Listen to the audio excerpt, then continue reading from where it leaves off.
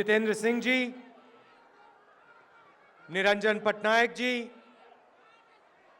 भूपेश बघेल जी, नरसिंह मिश्रा जी, भक्त चरण दास जी, प्रदीप माझी जी, शरद पटनायक जी, कांग्रेस पार्टी के सब एमएलएज, पार्टी के नेता, ऑफिस बेरर्स, कार्यकर्ता, एनएसयूआई, आईवाईसी, महिला कांग्रेस, सेवा दल के हमारे सब लोग, भाइयों और बहनों, प्रेस के हमारे मित्रों, आप सबका यहां दिल से बहुत बहुत स्वागत, नमस्कार।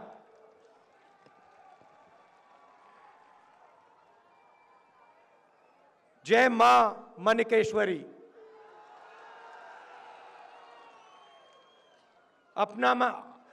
अपन मन को जोहार जोहार। आज हम यहां रेंडो माझी जी, लक्ष्मण नायक जी की याद करते हैं।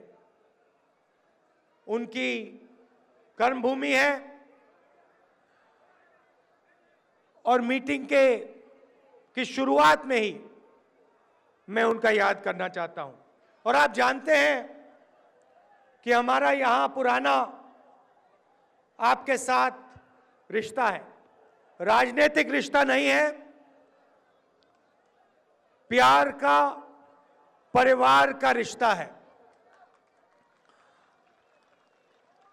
और आज मैं आपके सामने राजनेता बन के नहीं आया हूं, आज मैं आपके सामने आपके परिवार का एक सदस्य खड़ा होकर आया हूं।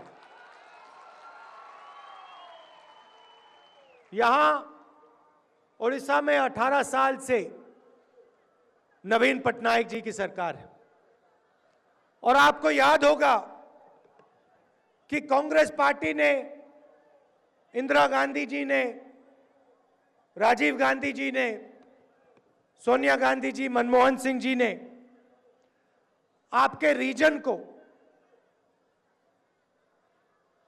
एक स्पेशल जगह बना के दी थी। चाहे वो केवी के रीजन की बात हो, चाहे वो बैकवर्ड रीजन ग्रांट की बात हो, हम इस बात को स्वीकार करते थे और करते हैं कि आपको स्पेशल मदद की जरूरत है। सही बात बोली कि यहां पे पिछड़ापन है और आपको बाकी डिस्ट्रिक्ट्स जैसे नहीं देखा जा सकता है। आपको एक स्पेशल तरीके से देखना पड़ेगा और आपकी स्पेशल तरीके से मदद करनी पड़ेगी। और यह बात कांग्रेस पार्टी ने हर बार मान के रखी है। बीजेपी ने, नवीन पटनायक जी ने, चाहे वो बीआरजीएफ हो, चाहे वो केवीके की बात हो, उन्होंने आपसे सिर्फ छीनने का काम किया है। देश में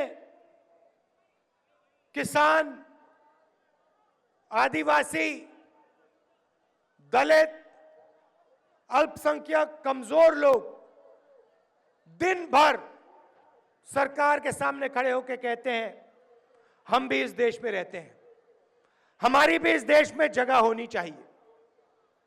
और चाहे वो नरेंद्र मोदी जी हो, चाहे वो नवीन पटनायक हो, झट से वो जवाब देते हैं। देखिए, हमारे 15-20 मित्र हैं, बड़े बड़े उद्योगपति हैं, हम सरकार गरीबों के लिए, दलितों के लिए, आदिवासियों के लिए नहीं, अपने मित्रों के लिए चलाना चाहते हैं। नरेंद्र मोदी, देखिए, बजट के समय बड़ा भाषण किया, बीजेपी के नेताओं ने ताली बजाई, कहते हैं देखो हमने ऐतिहासिक काम किया। क्या काम किया? देश के किसानों को दिन के 3.5 रुपए दिए।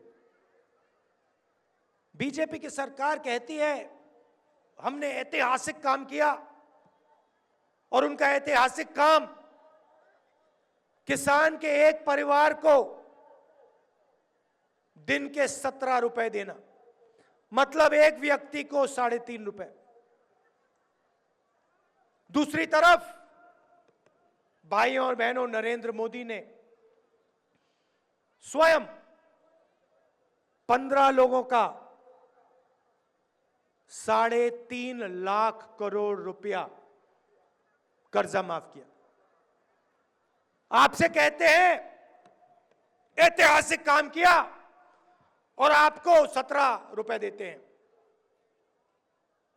और अपने 15 मित्रों को 3.5 लाख करोड़ रुपए इन्होंने 4 साल में दिया। दूसरे तरीके से बताता हूं, आपसे मनरेगा छीनी। यूपीए की सरकार थी, मनरेगा को देश में चलाने के लिए 35,000 करोड़ रुपए लगते थे।